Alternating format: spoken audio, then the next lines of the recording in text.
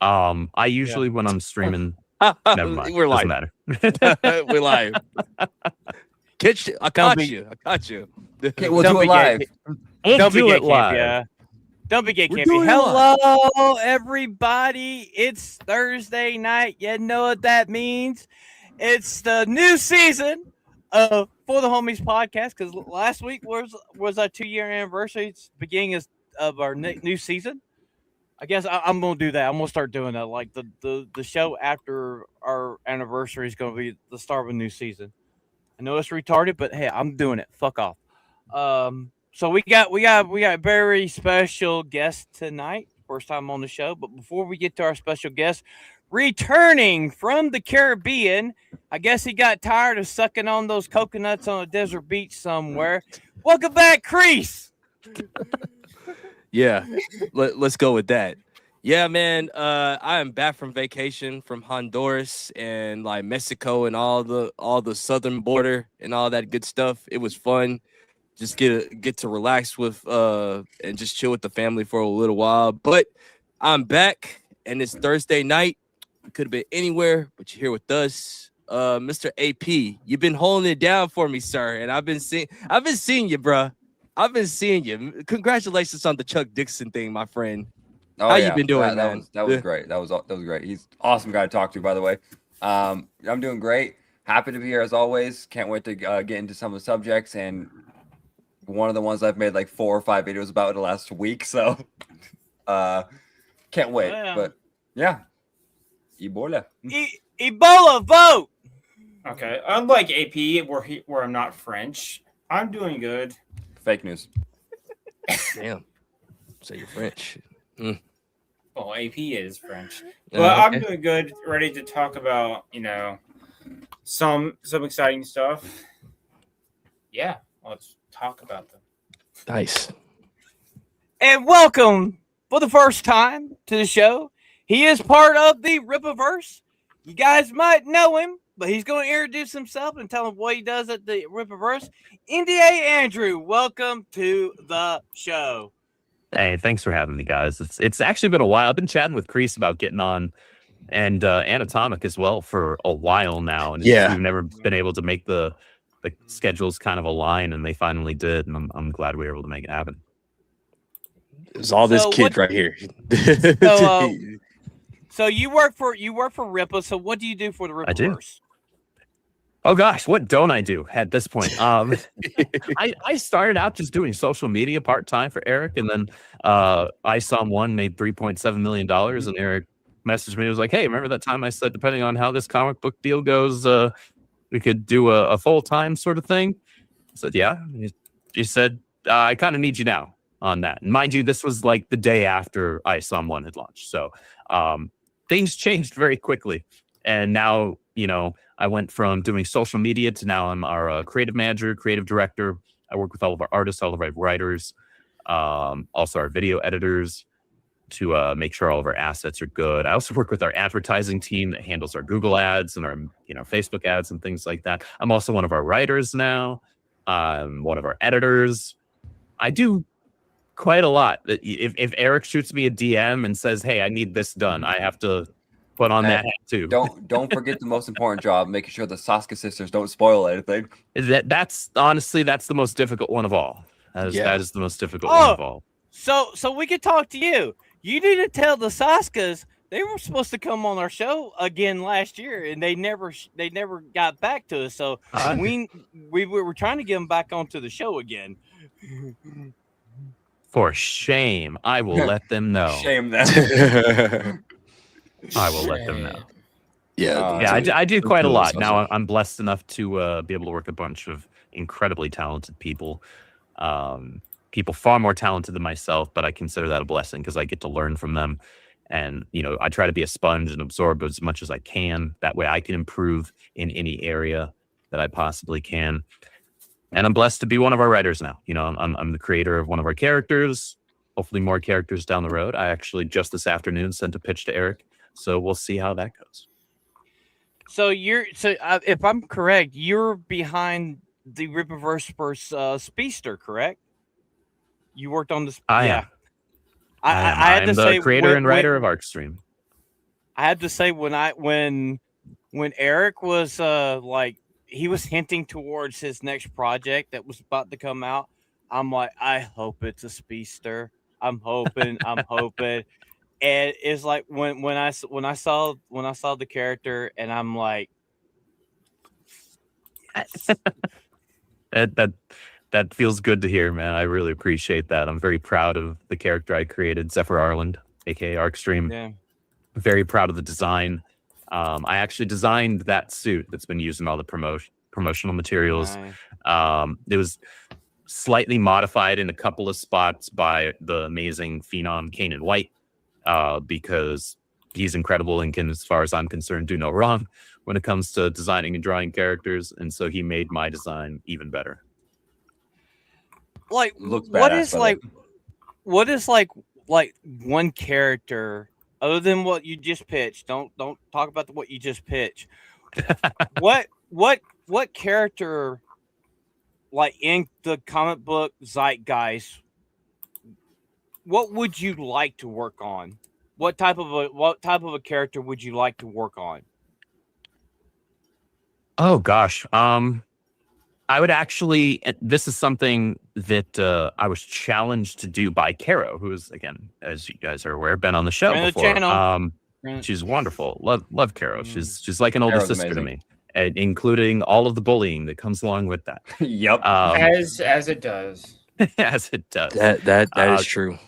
She challenged me to write a specific story, a short story, and I took her up on that, and I wrote it. And at the time, she said it was the best thing that I'd written. And it was a detective story. And I would be very, very interested in continuing that. So depending on how this thing that I don't want to bombard Eric like, hey, I've got this idea. I've got this idea. I've got this idea. Yes, I want to make Eric, and I want to make myself, and I want to make the company a lot of money, and, get more readers, get people excited, get people enthusiastic about what we're building. One thing at a time. The thing that I pitched today was something that I've actually been building on the down low for like the last 2 years and working towards, and I just finally finished the first script for it. I've outlined the second and third, and I'm really excited about it. But if there was one other thing that's not connected to the thing that I pitched today, it would be a detective story. Nice. Go ahead, guys. Man, Anybody I'm just wants- gonna say, I love noir stories. I think they're awesome. So Yeah. very curious. I would be very curious to see how that would be handled in the Rippaverse. And of course, like you already know, I was quick to go buy Arcstream because I love speedsters. They're awesome. Mhm. I appreciate you, man. And I just wanted to say that, like, freaking, I'm excited to read that book. Like, I can't wait. I'm excited for you guys to read it. Like, seeing the pages and everything, like, it's one thing to conceptualize and even write out a full script, and you can feel like, oh man, this is a huge accomplishment. I finished this 46 to 56 page script. That's awesome. That's amazing. It's a whole nother beast when you see some talented artists put their pen to work and actually bring that to life visually. I don't think I'll ever get used to it. In fact, I hope and pray that I don't, because there's something like really special every single time a new page comes in and I see like somebody put their time and talents and their efforts into my story and bringing it to life. I mean, like for myself, like I love the Flash, but like seeing your character, I think like the design and just the way he runs and stuff, like the art, like the lightning coming off of him, looks so superior. I mean, I love the Flash, but like that's I'm like some of my first comic books, like I'm 50 years old. I'll be 51 in September, and like you don't my look first it. comic book, yeah, like my first comic book was Carter Slade's Ghost Rider, was one of my first comic books. But then like my grandfather, I had like the golden age of Flash, so Jay Garrett. Okay, Jay, yeah, my boy Jay. Went from Jay Garrett all the way up to Wally West, and I'm like love the Flash, love the TV show, some of the TV show, love the original John Wesley Shipp's 90s Flash, which was spot on, was really good.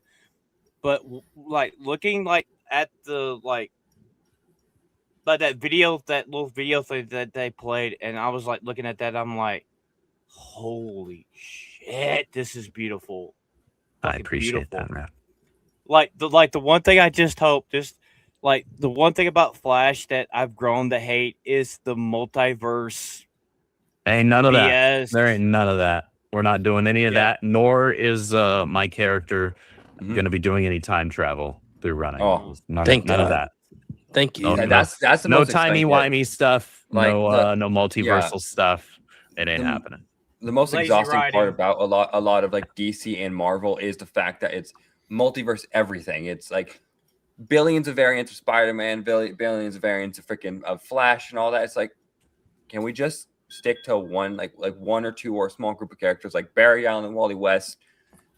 Those are peak Flash characters. We don't need billions more. All of that. It's nice to Rippaverse is going. Well, keep Jay with Garrett though, because Jay Garrett was the first. 100%. He was There are 3 Flashes, 3 and a Yeah. half if I want to count the 13 issues that Bart Allen was the Flash. But most of us Flash fans try to forget about that run for the most part because it just was premature and not very good. Bart Allen could have had his time. Dan Didio wanted to push Wally out and push somebody else in. At least and with that's Bart when that Allen, though, happened. he has his own identity as Impulse. Yes. And I love Impulse. I love Bart. I grew up with Bart. Like my first 2 superhero comics specifically, my first comic book in general was a Sonic the Hedgehog comic. My first superhero comics were The Flash 0 and Superman the Man of Steel 0. So like, and then the Flash issue that I got was, so that's immediately after 0 Hour Crisis in Time. That kicks off arguably the greatest arc of any Flash comic ever, which is Terminal Velocity, written by Mark Waid, drawn by Mike Ruingo. Beautiful story, fantastic art. It's also what introduced Bart into the DC universe. Nice. So I grew up with Bart. Awesome. Yeah. Well, I feel like I do feel Okay. like nowadays some people don't know how to do the multiverse right, and you just get piled on pot where they don't know how to, where they don't like, you can't just use the multiverse and then just stop for, they just have to keep piling and piling where then there's no end to the multiverse. Mm-hmm. If someone was to use it at all, they don't know how to do it right anymore. Yeah. Because now it's like with Marvel, it's like multiverse, so no death matters. Go ahead, Kreese. No, I was just about to say, since you guys were talking about DC, I guess we could like talk about how disastrous Supergirl was or whatever. Like That was a movie. Hey, it's AP's favorite. I will go last because I've already had a few like videos and rants on this, so everyone else can go. Dude, I called this. I called this when they had her cameo at the end of Superman. Because Superman, I know a lot of Kreese liked it. I know a lot of people liked it. Myself, I thought was fucking god awful. And I'm like, so she's a Valley girl from Krypton. Gotcha. Yeah. Do you want to hear how much money it made worldwide? it's only 68 million. I'm looking at it. It's at 79 million only. Ooh, okay. That's still not much after It's- a week now. That's still pretty bad. Yeah, That's actually really bad. Yeah, It's the really theater's gonna bad. get its cut regardless. Like it's getting half of that. Like it don't matter how good it is, don't matter how bad it is, it's still gonna get that 50% or whatever. Yeah. But I thought it might make at least 200. I didn't think that. So as of right now, worldwide, Supergirl is at 79 million. yeah.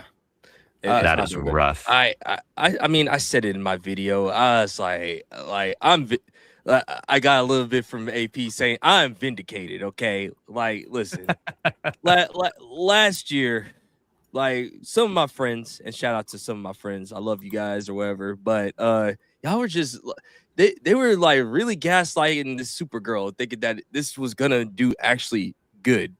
And when I saw Supergirl call Superman a bitch, even though I liked the Superman movie, I still do. Got the 4K version. I love that movie. Yeah, I love that movie, and I don't normally like James Gunn specifically. Yeah, But I love I that like movie. it for what it is, or whatever. Like, could the James Gunn jokes would have been toned down a little bit, and it could have been the story could have been a little bit more focused on Superman and not every character around like Mr. Fantastic. It could have been. It has its problems. It has its issues. But like the moment I saw her walk through that door and call Superman a bitch, I said, "Oh boy, if that is the next movie, we're fucked. We're screwed. This movie's gonna do bad." And that's what the fuck happened. Yeah. Chris, I'm telling you, a lot of people like back in the day, they made fun of the Helen Slater Supergirl. They ain't looking as bad anymore. It doesn't, everybody. And to be clear, that's also not a good movie. That's not a Like good that's movie. it's really bad. Like script, all of it. Like the only thing they really got right was that Supergirl was very pretty, right? She had the really bright blonde hair instead of dirty blonde hair. You know, she looked good in the suit, but overall, that's just a bad. You know movie. what was a good palate cleanser? I watched like the Smallville episodes of Supergirl. That's what I did. Dude, Like, it's funny that you bring up Smallville. Currently, so I own the entire 10-season series on DVD. Me too. I love that show. Yeah, I love the show. absolutely adore that show. I got season 1 and season 10. I got season 1 and season 10. I don't have the Wow. rest of them. You're missing a few seasons in between there, bud. We gotta get you Blu-ray caught up. version. I watched it live. I watched it when it was on TV. So I need to get like the 4K like Blu-ray box set when they put it on it's sale on amazing. Amazon or something. But Yeah. I'm taking my lady through it right now because she'd never seen it, and I think we're like 5 episodes into season 6 right now. Okay. So like we're still a season off, if I remember correctly, it's from season Tara 7 showing up. Yeah, when she comes in season 7. But she did get to meet my boy Ollie, and I freaking love Smallville's version of Ollie. Yeah. So Justin Hartley did phenomenally in that show. yeah, me personally, like I think Smallville went a little too long or whatever. I think they could have broke it up like 5 seasons of Smallville and then 5 seasons of Metropolis because it was pretty much like. I mean, I always said like as soon as they introduced Lois Lane, that's when I was like, we gotta get to Metropolis now. Yeah, right? like this is no longer Smallville. This is Metropolis now. But to your point, like just back on Supergirl, it was just a horrible movie. It was bad, and they like people are coping.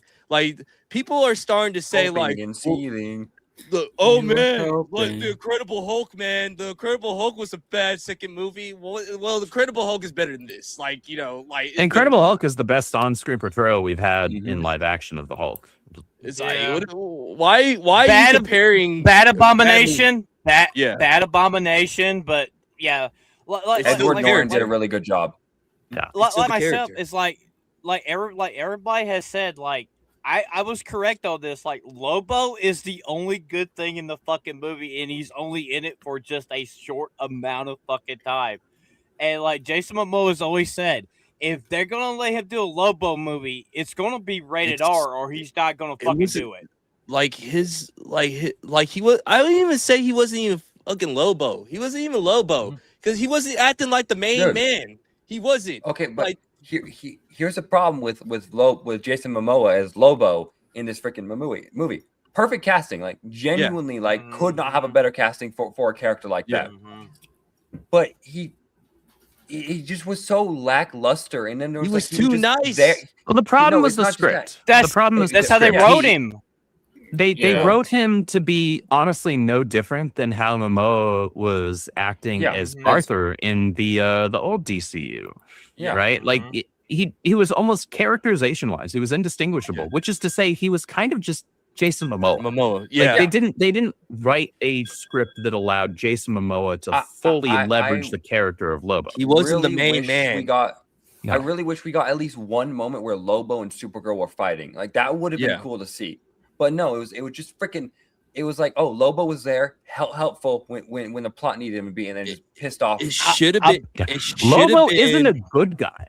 Yeah, he's not a good guy. No. But they played him like a good guy in this movie. It should have been Lobo chasing her around the galaxy. It should. If they would have done that, we probably wouldn't be. It probably wouldn't be as bad. It probably will actually just be a okay movie, not a shitty movie, but just an okay movie. Yeah. I mean, for myself, I mean, like we got a better adaptation of Lobo and Krypton, and Krypton was a shitty fucking show. Oh gosh, I totally forgot that show even existed. I forgot about that show. That until show you was brought it around up. for Yeah. 5 minutes. I'm just saying, as Kreese said it, but I'm also vindicated because I was told that they're gonna adapt the Woman of Tomorrow book and they're gonna be They did faithful not to do it, that. and they were well, not. They so- bastardized that book. Well, here's the thing. So to be clear, the movie's not good. The movie's not. really bad. It's pretty bad. It's also not the worst movie I've ever seen. I would call it at best, if I wanted to be generous, an aggressively mixed bag. Because there are a couple of things that it does that I enjoyed, and then everything else it just missed the mark on, like by a mile. It was like, were you even aiming for a goal? Yeah. Yeah, but Joker one 2 of the does things I- exist. one of the things I Right, can yeah. say, and this I saw somebody post on Twitter, like I think it was the day that I was going to be going to see the film. They said like they absolutely butchered The Woman of Tomorrow, and I'm like, honestly, like that's probably the most ringing endorsement I could hear for this movie, because Tom King is a trash comic book writer and Woman of Tomorrow is dog water times 1,000. And so butchering Woman of Tomorrow to me is not a negative. Now the No, movie's still no. bad, but saying it's bad because it butchered Woman of Tomorrow, that doesn't turn me off to it. That Well, actually just I'm makes me want to watch it more. What my stance is like, I made videos on this and I said this movie is not going to be good, and I said Yeah. in a video I made a while ago that they're going to pull what they want to from Yeah. Woman of Tomorrow and ignore They the pulled the rest. setting. And Yeah. and that's what they did. And people like, no, they're going to adapt it, and No, and they're they not. kept saying like they're going to adapt it. I was like, no, they're not, and lo and behold, But I was God, right. Oh, we got some super chats. We got a few super chats, by Yeah. the way. All right, Atomic, you're in So the seat. Cajun Corey for a 5. Went to get drinks with Medusa, got stoned instead. Oh, shut up, Corey. Damn. All right, and then Jath. I'm gonna be a Beardo moment. I can't pronounce this very well. Jath. Ruklani. Thank you for 10. What's your favorite part of Arcstream False Start Part 1? I like the leak scene where when Zephyr used the speed speak his parents speak at home to outsmart the sped advisor who knew more than he should. Thanks, Jath. So Jath is a fan of the Rippaverse. He shows up in all of our streams. Yeah. So I appreciate his support. That that's a fun part of that. Okay. We also got another 10. All right, Jath for another 10. If I got my facts straight, ethnically, Zephyr is Irish, Polish, and Trinity is South Korean. Is this correct? And does Ian's close. surname Summers indicate that he is ethnically redcoat? Happy 4th. Nice. Nice. That's good. That's good. You are close when it comes to the characters' ethnicities. Trinity is a mix, but South Korean or Korean is one of them. We also got a 5. Yep. I'm Jath as well. For 5, do you get to write your character's Dokuman cards? Also, what books might Zeph, Trinity, and Ian have on their bookshelves? Shout out to Mahler and Az. Yes, shout out to those two because they're awesome. Yeah. Big creators in the space, absolutely. Writers of the Saints and Sinners anthology as well. They each had a short story in there, as with Chasing Ghosts and Mahler with Bone God. So, big ups to them. Do I get to write my own character's Dokemon cards? NDA. What books might Zeph, Trinity, and Ian have on their bookshelves? Zeph would have mostly comic books. He's a comic book and manga junkie. Trinity would actually have a lot more like research and science stuff on her bookshelves. Ian's shelves would almost exclusively be filled with media regarding music.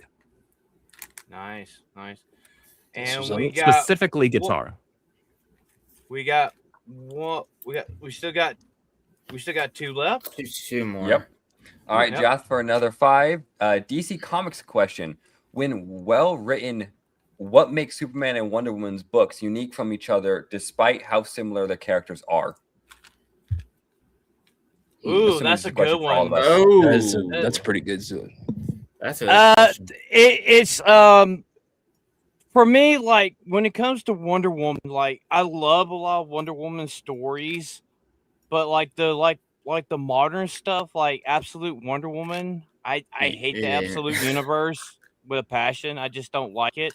I don't like how the characters are being written and stuff. Like Superman's okay, but like Batman for me, like I'm a huge Batman fan. I love Batman, and it's like that's not Batman for me.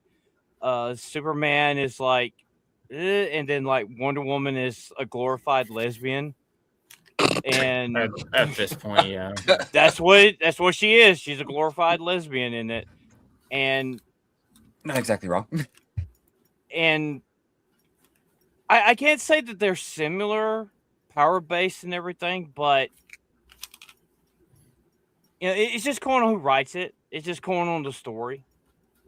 I mean, in some iterations, like Wonder Woman has beat Superman and Batman at the same time. I mean, I think Wonder Woman and Superman, yeah, they have similarities on how things need to get done, but I will say the differences is like Wonder Woman is more likely to kill people. Like she just like she is from a warrior tribe. I mean, what's the name of the she's the queen of the Themyscira. Amazons. She's queen of the Amazons. Themyscira. She's who, literally who was she's like literally the queen. villain in who's the villain Maxwell Lord. Lord. yeah, like she's like in one iteration she was like the first person to kill him or whatever, like Well, she killed him. That was before Infinite Crisis. So yeah. So to answer that question, it really depends on what era and Right. continuity we're talking about, because Yeah. in most continuities, Diana would actually be far less likely to kill than most of the characters. Yeah. There was that period in the early to mid 2000s that Diana did actually get a lot more violent. And that is when she famously killed Maxwell Lord, and that led into Infinite Crisis. The thing with Diana, the differences between Diana and Clark or Cal, Superman, is Diana is supposed to take both a warrior's heart, but also a message of peace and compassion from her land, from her people, into a world that is completely devoid of both of those things. Whereas, and that's her taking the best parts of her culture out into the greater world that desperately needs it, and her trying to be an ambassador for peace while also being the strong warrior archetype, right? With Clark, with Superman, he's actually not bringing anything of his actual native birth culture into the world, other than the fact that he has the Kryptonian powers under the yellow sun. His entire thing that he's trying to embody while he's out in the world are the things that were instilled in him by Jonathan and Martha Kent, right? So why'd you just say that trying- name? Martha. Oh Yeah, my God, shoot me in the face. They're very different characters, even if both of them do have an underlying theme of compassion and peace in them. And they're kind of both hit and miss when it comes to the quality of the stories. Like right now, Joshua Williamson is doing a phenomenal job with the Superman run over at DC.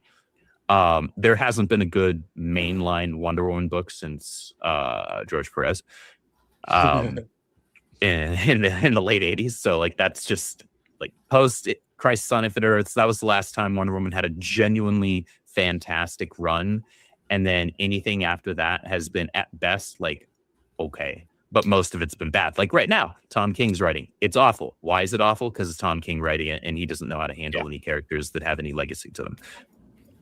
I think what it fell off with me with Wonder Woman is when they did the whole love affair between her and Superman.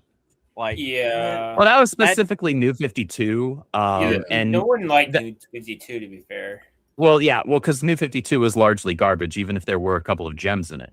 Yeah. There were a couple of like really good books in it, but overall, New 52 was horrible in its execution. One of the absolute worst ideas ever in it was matching up Superman with Wonder Woman, and it's Yeah, just that was. there are people out there that think that that's the end all be all.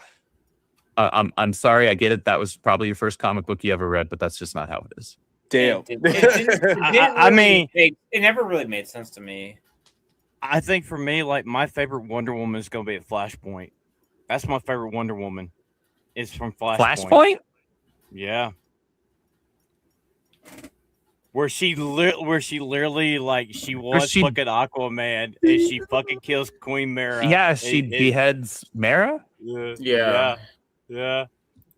I mean that's funny. But to your earlier point, that's not very Wonder Woman. So I'll give a little bit of pushback here. I'm currently reading 4 Absolute books: Absolute Batman, Absolute Superman, Absolute Wonder Woman, and Absolute Flash. I love the former 3. Absolute Wonder Woman, like the character of Diana, despite any of the other like very ancillary stuff that might be hinted that has not yet been confirmed, the heart of that character is actually more Diana, sadly, than mainline Diana has been in 3 decades. Wow. Like since George Perez. That's actually really sad.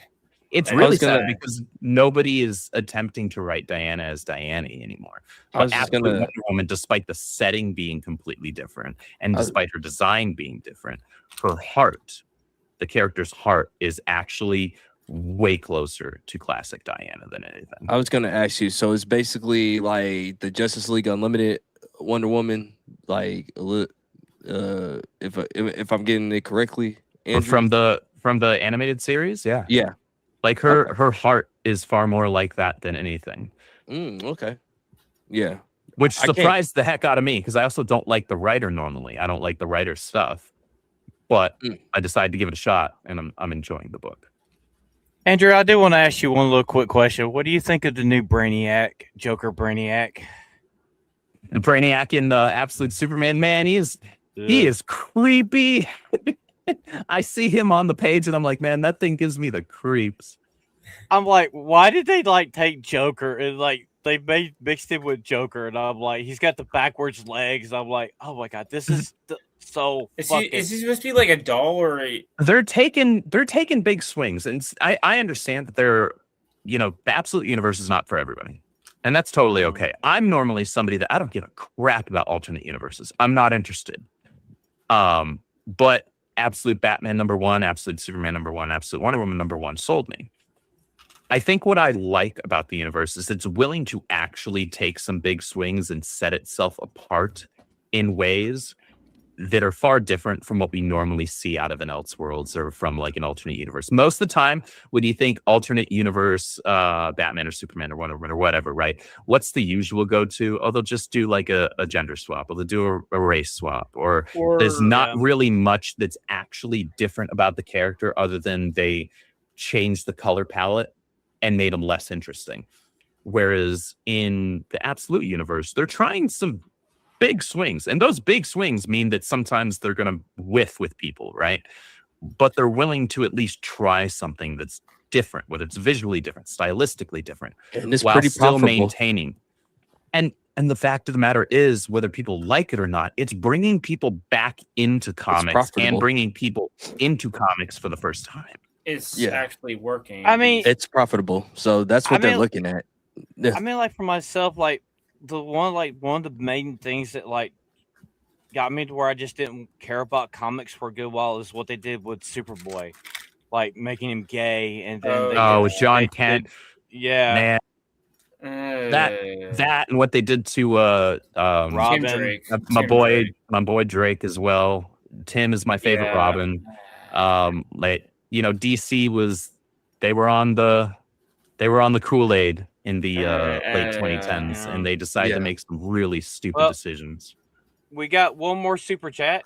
Yes, another we 10. do. Yep. AP, All right. read it. Jath for another 10.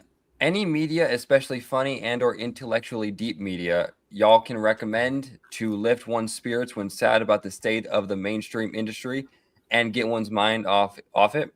Shout out to Eric. Silver Bullet. Silver Bullet. Probably one of the greatest Batman Elseworld stories of all time, where Kal-El lands on the Wayne estate, and the Waynes are the ones that adopt him, and he literally becomes Batman. When his powers, like in the comic books, when the Waynes are killed, he melts Joe Chill where he stands with his heat vision activates, and he kills Joe Chill right then and there. One of my favorite arcs.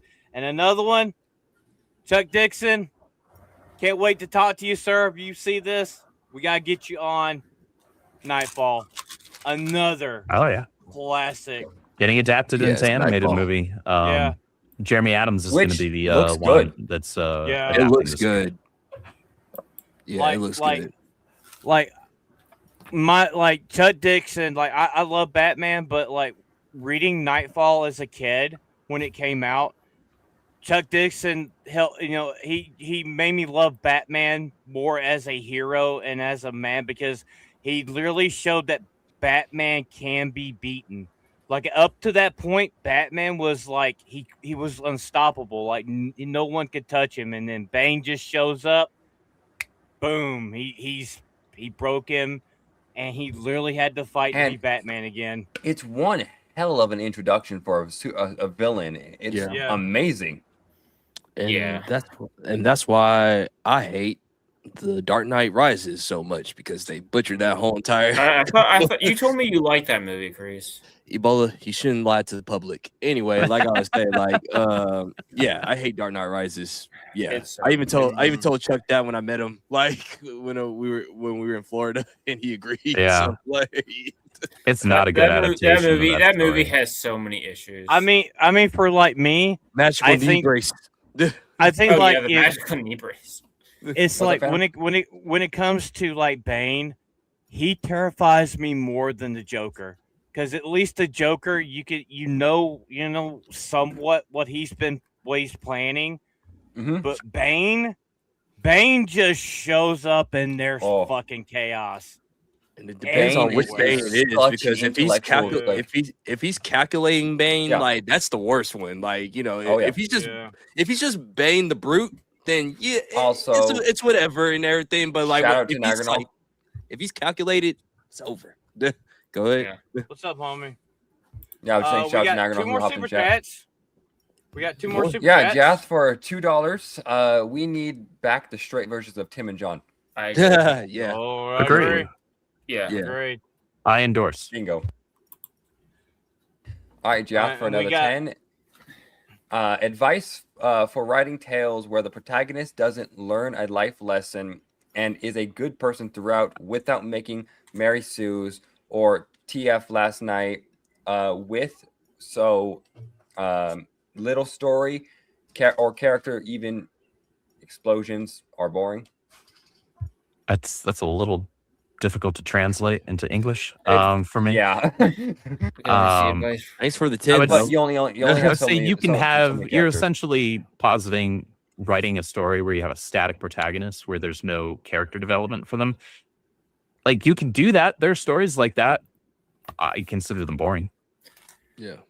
I'm a character writer and a character reader first. I want the character to go through some sort of an arc. I want them to come out the other side of whatever they just went through, having a shift in perspective. Yeah.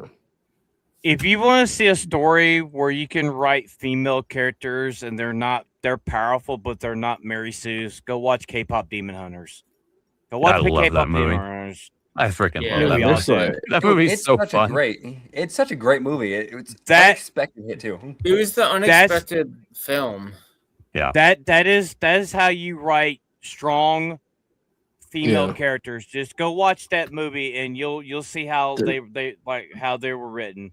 Because they're powerful, but they're not they also flawless. They're not flawless. There's plenty of female characters in media, man. Like from your Kim Possibles, your Sailor Moons, your Wonder Womans, like Storm, everything. Like there's plenty of them, man. It's just like you just gotta write them feminine, but also like good too. You know what I'm saying? It's like the last thing and that was the problem with the Supergirl movie. It's like they tried to make her a dude, and it's just like it never translates well. However, like what is up with this generation of people or women that want to be dudes all of a sudden? Ain't that great? The cracked up to be. But Kreese, we do have her talking on the red carpet if he wants to pull it up. Hey, I'm vindicated for Supergirl. That the new Supergirl is a lesbian icon. Yeah. Go figure. Yeah. Okay, I mean that's totally false, but hey, you know. Hey, AP, I see your Gen Z compadres in the chat. What's up, Reverend? Yeah. I saw her too. Hey, I'd like to say the show was a better representation of Supergirl than this movie was. Yeah, no shit. Yeah. All right, here we go. I have many queer friends. Oh, good. Gosh. I have black friends. Does that work? I think because she doesn't live inside the binary of what we think a woman the should creature be. from Land of the Lost. She does that is look what like that makes her creature so from special Land and of so the Lost. exciting and swear so she fucking new. does. I have many queer friends. Okay. She also looks like old boy from Guardians of the Galaxy 3. Like she looked like that voice. I can't even. Her voice. I can't listen to it. Kreese, I think my favorite one. She reminds everybody of the kid from Mad Max Road Warrior. The mute kid that threw the boomerang around that was like, you know. I don't know, man.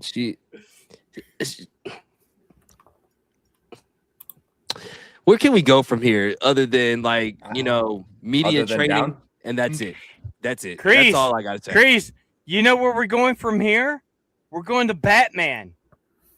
But we're gonna get another Superman before we get Batman. Phantom, I'll say this. I don't think the cinematic universe is going to last that long because of how bad Supergirl is performing. It's expected to fail to even get $175 to $200 million at the box office. It's not doing good. The GCU, the gun cinematic universe. Thank you, AP. Yeah. I'm gonna tell you, I would rather go back and watch. I'd rather go back watch the Snyderverse than watch this shit. I can't agree with that. Agree with that. Snyder is sitting back and just saying, like, he's just smiling, like, yes. I like Ben Affleck's pitch for a Batman movie. I thought that Batman movie could have had potential. If he got to play a non-psychopathic branding criminals Batman, sure, that'd be great. The branding was a bit too much. Good. I thought Shazam and Wonder Woman 1 were good movies. Andrew, it sounds like you don't like the Snyderverse. Like no, you know why I don't like the Snyderverse? Because I'm a fan of DC Comics. You know, fair enough. I guarantee this. Andrew will agree with me on this. Man of Steel, killing Jonathan Kent by a fucking tornado, probably one of the dumbest fucking things they ever did. Oh, he's done. He walked away. He walked away. One of us. I wanted to walk out of that theater, man. Like that. The Snyderverse is like a masterclass in wasted castings because Ben Affleck could have been a perfect Bruce Wayne and Batman. Henry Cavill could have been a perfect Clark Kent and Superman. Jeremy Irons was an amazing casting for Alfred. Gal Gadot she's fine, right? She's okay. Wonder Woman. I like the Wonder Woman. She's Gal Gadot. You could have gotten a better actress, but she did the job, and that first film is a lot of fun. I love that first film quite a lot. I really enjoyed Wonder Woman 1. I think casting Jason Momoa as Arthur Curry was it was the second stupidest decision that Snyder made. The first being casting Ezra Miller as Barry Allen. I don't know what version of Barry Allen that was supposed to be, but it's not anyone that I've ever read in the comics. That didn't even fit any Flash character. I'm just gonna say Flash, not even Barry, Bart or it's Wally. not any version. How do y'all feel about this? I like we all agree that Jason Momoa was not a good casting for Arthur. Do you think the guy who could play Ocean? I don't remember his name. I'm not big Ocean Master. Ocean Master. Do you think he could have been a better Aquaman? Orm, yeah, Orm.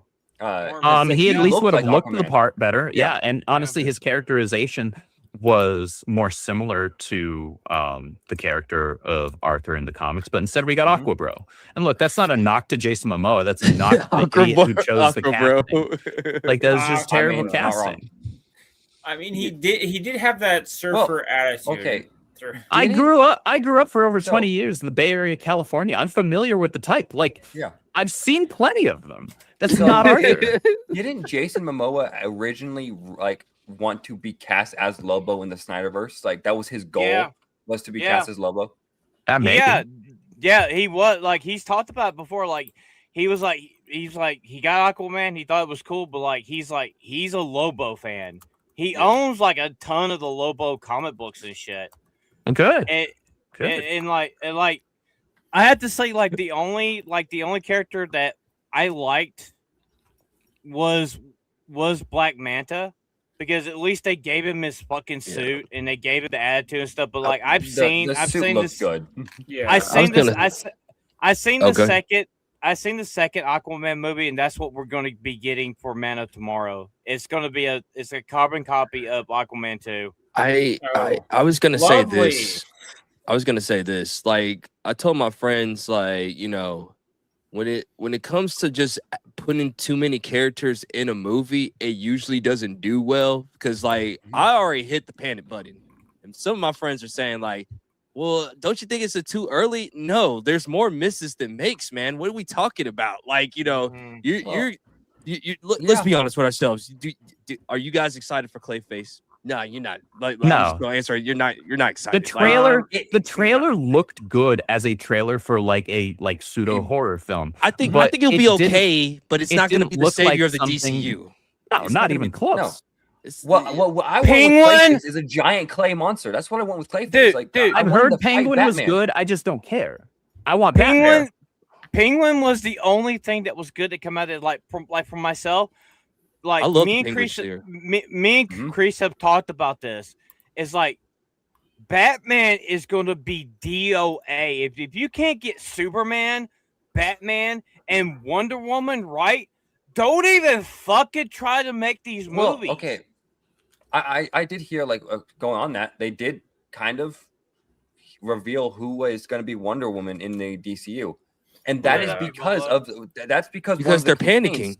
Yeah, no, exactly. With the massive failure of Supergirl, we still don't have a Batman. We still don't have a Batman. No. But yes, see, this is as who it's at least confirmed to. She looks like her, Elise.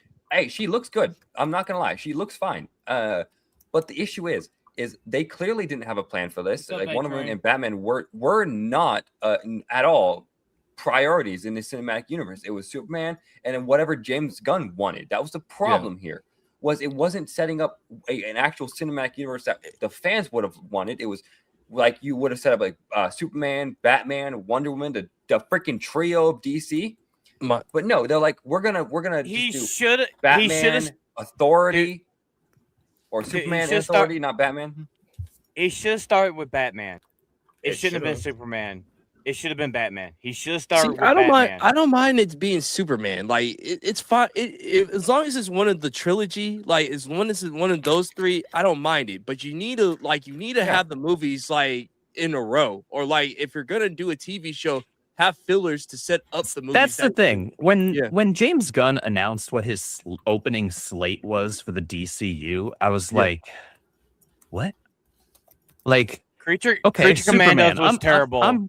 I'm totally down for kicking it off with Superman. And again, I loved the Superman movie. I'm like, okay, cool. I like the Superman movie. Creature Commandos, Penguin. What is that? We're doing lanterns, and then we've all seen what that looks like. AP what are we for lanterns? Like we're gonna do Wonder Woman without Wonder Woman. Slander. You know, with the Themyscira thing. Like and then we're gonna do Thrones, and they announce and eventually we're gonna go down and get Brave and the Bold with Batman and Robin. And I'm like, why are we spending so much time in between setting up the core three? They also planned a Waller show, and that just fell apart. What about what was the other one that they had planned? So, as far as I remember, we got a Jimmy Olsen show. It was that is with Gorilla Grodd, by the way. No one cares. But get this. They want a comedian to play Gorilla Grodd's voice. I guess we're gonna get Seth Rogen again. Danny probably. DeVito. No. Seth gonna be Rogen already so- has a I role. thought you had to be Seth funny to be a Rogen- comedian, Seth isn't Rogen that? has a Whoa, role. wait, Seth- hold on. wait. I just want to say something, Phantom. I want to say something. Kreese, Seth Rogen already has a role in this movie. He was in the Supergirl movie. He played the bus driver. I know, don't mean nothing. James Gunn likes using everybody, like reusing everybody that he's cool with. Like, Well, why don't they just get fucking Keith David to come back and play Grodd because he was fucking Grodd on fucking Flash? because he CW. ain't in the inner CW. circle like that, man. Like, Because they hate the CW, they hate the TV version.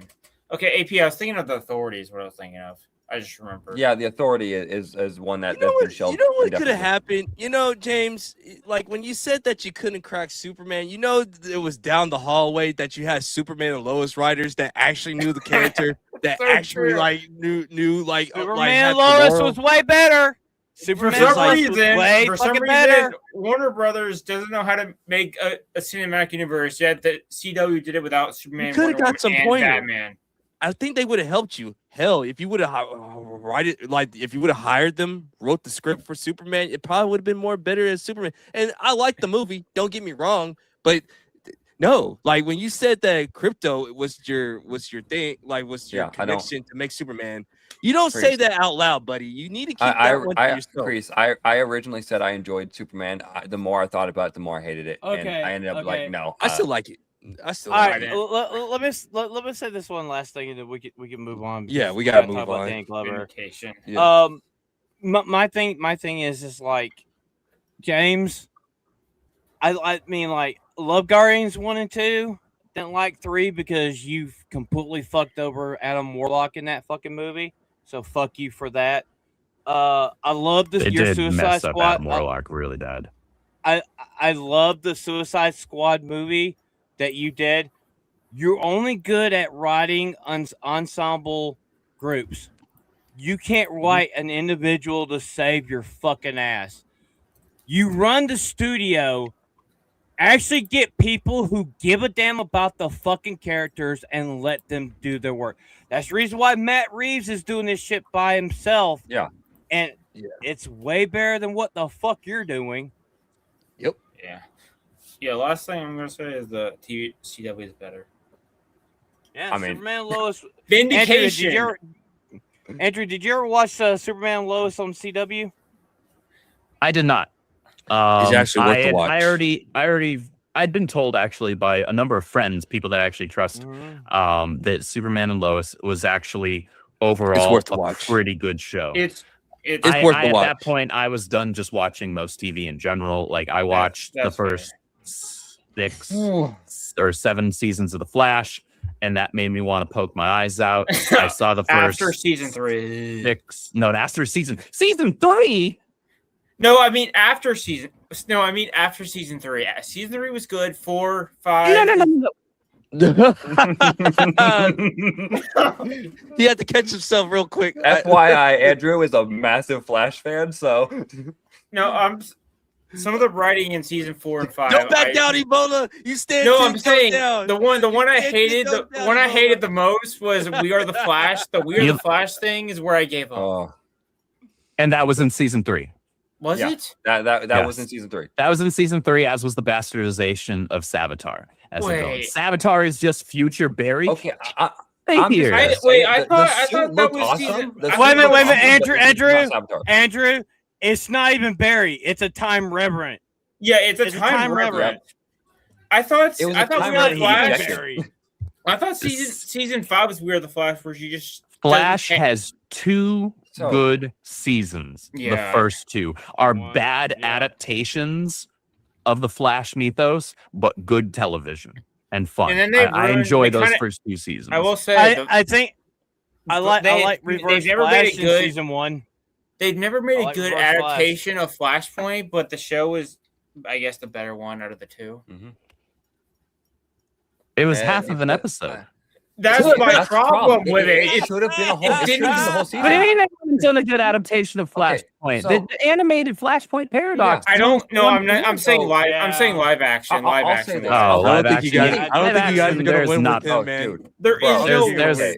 There's not a The good problem- live action okay, adaptation the of pro- Flashpoint. The There problem isn't. for the Flashpoint is they rushed it. They like, we're just gonna So do it. So it's like bad. it should have been what they Yeah. did with the later seasons was do half a season arc of Yeah. it, just be Flashpoint and focus on that. Focus on like in depth, make it in depth story. Just don't throw away a massive story arc that changed the freaking Well, DC universe.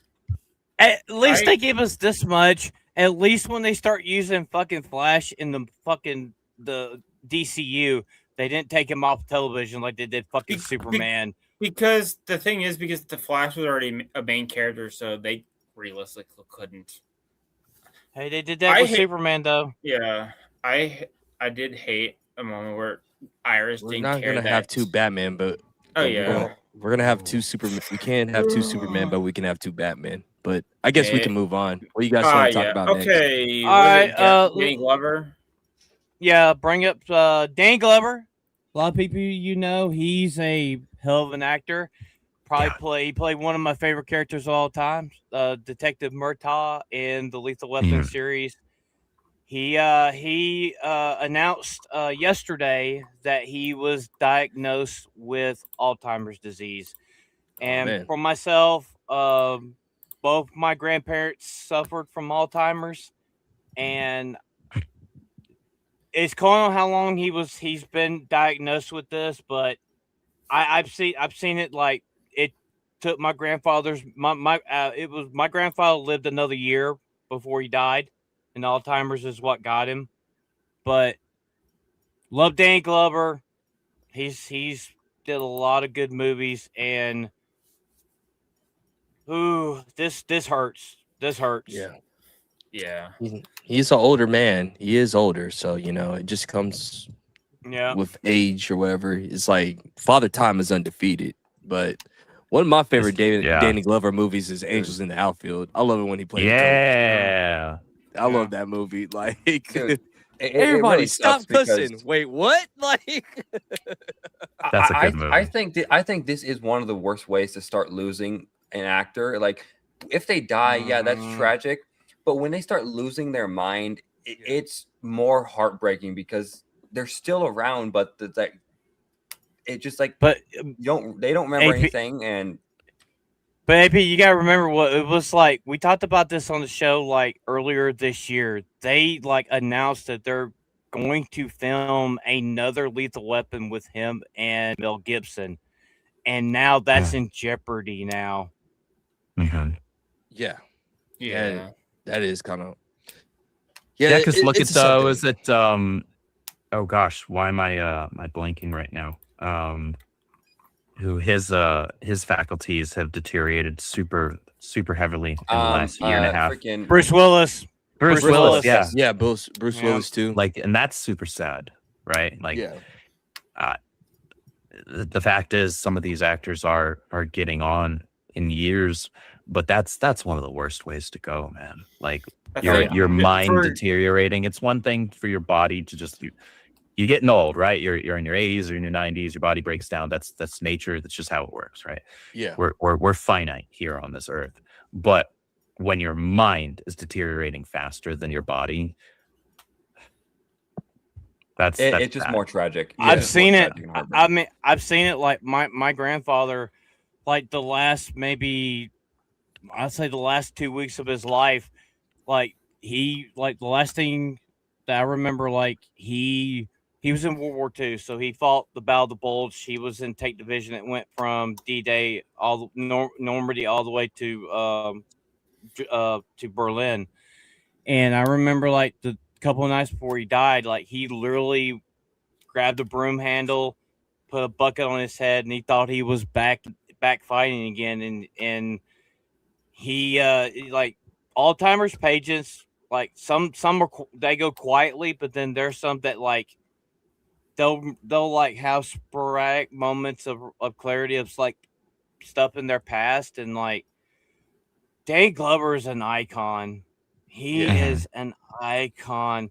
Like, he was in the Color Purple. He was in the Lethal Weapon movies. He was, he did a little. He was in another movie with Sally Field. I can't remember the name of it. Chad probably knows. Oh no, that's Mel. I mean, that's he was in Predator 2. Yeah. Yeah. and it's like just no part of my childhood is about to go away. You know, I love the Lethal Weapon movies. Like I have them on 4K, and it's really sad. I mean, like his famous line for that movie, "I'm getting too old for this shit," and that's hitting hard now. Yeah. You know? Yeah. So it's pretty sad. The best we can do is really pray for him. Honestly, that's really Yeah. all we can do. So Yeah. and his family, of course, because they're going to go through some horrible. Yeah, it's going to be the hardest thing. Emotional. It is not Man, fun to watch someone like slowly lose their Can you just memory of imagine everything. like you walk out the door and then your dad or your mom doesn't even know who you are like just 2 seconds Dude. ago? That's Yeah. Think about Bruce Willis. Like right now, Bruce Willis is bedridden. He can't talk. Yeah. He can't move. He does not even communicate It's at truly all. tragic. Yeah. Yeah. Complete neural degradation. It's like I probably before too long we're probably like announcing him passing, and that's gonna hurt. This is hurting, and like being somebody that has dealt with Alzheimer's disease, it's not pretty. It's not. Yeah. Yeah, I got a couple family members that had to deal with Alzheimer's. It's not fun for nobody because it's really stressful. And once again, especially if like the family didn't put down paperwork too, like if they didn't have like paperwork on how things goes, it gets all crazy, man. This type of stuff, it can like divide the family and stuff. Like Alzheimer's is it's a difficult thing. It is a difficult thing, man. I'll say that, however. So, Yeah. All right, so I guess we go ahead and move into our trailers. Yeah. So, you guys know we've been talking about this for a while. So, the Odyssey has finally dropped a trailer, and I guess we're gonna go see the face that launched 1,000 Crips here in a minute. Yeah, and there's a certain scene of a certain female that became a male. There's a scene of that person in here, and they have a little something they have to say in it. And But she's also a boxer too. Do you want it muted? Oh, or not, yeah. Phantom, do you want it Nah. muted? Those damn pool noodles. I'll take it out. I'll just take it out. It doesn't matter. All right. We got here. 3, 2, 1, go.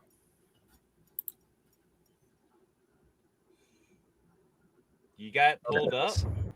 Oh, you know what? I don't know how you just said that because I was literally about to say this is basically Nolan doing to the Odyssey. I have a feeling what whoever it was that did that Noah film, like that's essentially what it looks like. That It's Noah probably going to movie is bastardize so- that story, and I'm Okay, sure so it's going I to be can a at least great agree. visual spectacle because Nolan is great at visuals. He's terrible at sound design.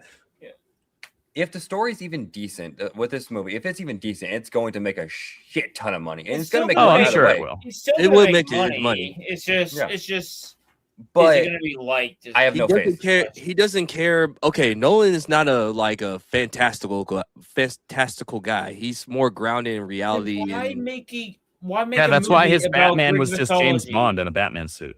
Okay, if he's not fantastical, why make a movie based on Greek mythology about one of the best mythology stories? Because he's Nolan. That's all that matters. But Okay. Yeah. fantastical is part of the story. I'm Nolan. You don't have.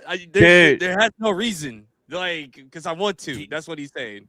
Did you guys hear that the estimate for the Trojan horse popcorn bucket is between $50 and $75 fucking dollars Get for out of that here. bucket? Hey, Oh my- Ebola, it's can you barely pull that up money. really quick? Ebola, can you pull up the trailer real quick? I just want to point something out for the Odyssey. Yeah, give me a second. What do you want? The dislikes? Yeah, the dislikes and likes ratio. Oh, it's ratioed. Fucking Gary Oh, said wow. that the other Entirely day. ratioed. Yeah. Oh, Yeah, wow. that's pretty bad. But the thing Yeah, is, it's like the brutal. ratio don't mean people like the Nolan bros are gonna show up. That's just the thing. The Nolan fans are gonna show up. They're gonna like Absolutely, they will. They're gonna like suck his cock and everything, and Whoa. that's what it happens. That's what they do and everything. Kreese, at least we still got Oppenheimer, a good prequel to Godzilla -1. Yeah. I mean, the thing Yes, is, I like Oppenheimer- Christopher Nolan, but I just refuse to just Awesome. think that he's not Pearl-Timer? like perfect. Like for some reason, they believe that this man cannot miss. Like he has bad movies. People, have you seen Tenet? Have you seen Dark Knight Rises? Yeah. There's I didn't no wa- I creative didn't- out I didn't there that watch is Tenet. immune to. There's no creative out there that's immune to criticism. There's no creative out there who like is incapable of putting out bad work. Christopher Nolan isn't immune It's to a part that. of writing. It's a part of Hey, writing, really. Hey, Rippa, if you watch this, you have to get somebody to write a good version of the fucking Odyssey. You have to do that. You have to do that. I guarantee you probably got somebody that's working for you. Maybe this guy that's below me that actually could do a better fucking story than fucking Nolan. All right. What we got? What's up, Campia and Neurodivergent in chat? Don't be gay, Campia. So our next trailer. There it is. Our next trailer is going to be, oh god, it's going to be Evil Dead Burn. Now, for myself, I'm a huge Evil Dead fan. I love the 3 original movies. I kind of like the remake they did a few years ago with the girl when they just remade the movie, but like I after that, like no. We gotta watch this monstrosity. All right. 3, 2, 1.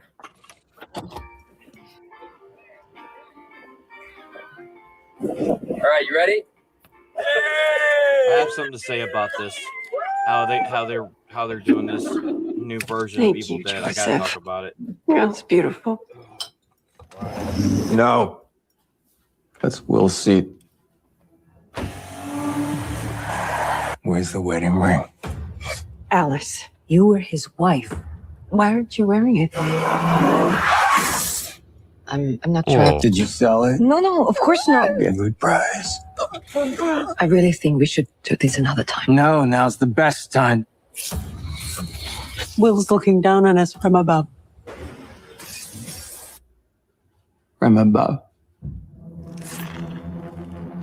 He's down below. You offer that. Oh yeah, I saw the trailer. During when I was watching Obsession or whatever. Also, like, look, I'm not some horror aficionado or anything like that. I don't watch that many horror movies, but I feel like that trailer is giving away probably like almost all of the deaths in the film. Probably so. Like, yeah. Do you just not want people to know? Like, would you watch the rather movie? people just already know what's going to happen? You're giving away maybe not all the jump scares. They gave away a few of them at least, but you're giving away a bunch of the deaths. Like, there's no surprise there if people saw the trailer. Like my problem with this is like they're heavily like they've gotten rid of the comedic elements of Evil Dead, and it's just straight horror. What made Evil Dead such a beloved franchise was the combining of comedy and the horror. Like this is just this is like another version. This is kind of generic Conjuring gore for porn me. now. It's like The Conjuring now, and it's like I'm not interested in it. I'm not interested. Give me a guy that literally has to cut off his fucking hand, wears a chainsaw on his fucking hand, he's killing deadites, and he's got a boomstick. Don't give me this crap. Come on, give me Bruce fucking Campbell as Ash, not this shit. This is like the thing we saw for the new Resident Evil fucking show that they're it's in development. It's like the same fucking thing. It's the same fucking thing. Like that trailer, I remember seeing that trailer when it came out a few months ago and being like, okay, so like if you had just told me that this was like anything else, like anything not Resident Evil, and this was just a trailer for a new horror film or a new horror series, right? I would be like, okay, well, like that, it's a decent trailer. But then when you slap the label onto it, you are setting the expectation for what this should be. And you are missing it by a mile. I'm just gonna say this. This like Evil Dead movie felt more like a Resident Evil than what Zach Krieger is working on. Yeah. Or what is that, Zach Krieger, or is that a different Resident Evil movie? It's Zach Krieger, yeah. Yeah. This one felt more like a Resident Evil project than that one did. I mean, maybe for like Resident Evil 7. Yeah, well, that's not classic. That's not classic Resident Evil. No, it's not classic. But again, I've watched only like the first Evil Dead movie, and I'm like Andrew. I'm not much of a horror like aficionado. Yeah, that's fair. Nerd burden, that's fair. But I didn't really feel anything with this trailer. I just didn't feel interest. I didn't feel any hate towards it. I just like felt indifferent. You're muted, dude. Yeah, your mic's muted.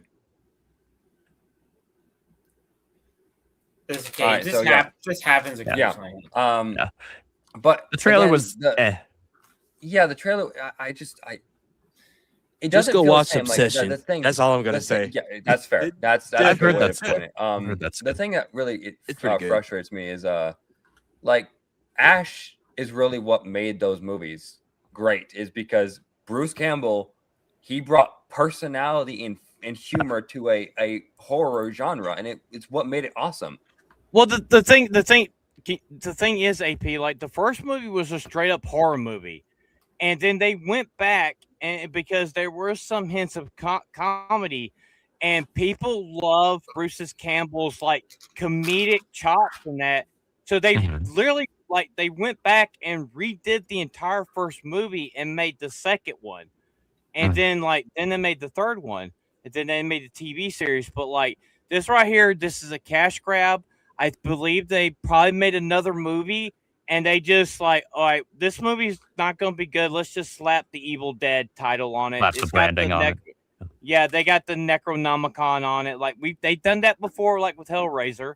Like certain Hellraiser movies wasn't a Hellraiser movie. They just slapped Pinhead into it and became Hellraiser. Okay, question, fam. Is this one of those cases where they need it just to make an IP, just to keep the IP, so they might just make the movie? I wouldn't be surprised. Yeah, that's entirely possible. But the last one was only a couple of years ago, wasn't it? Yeah.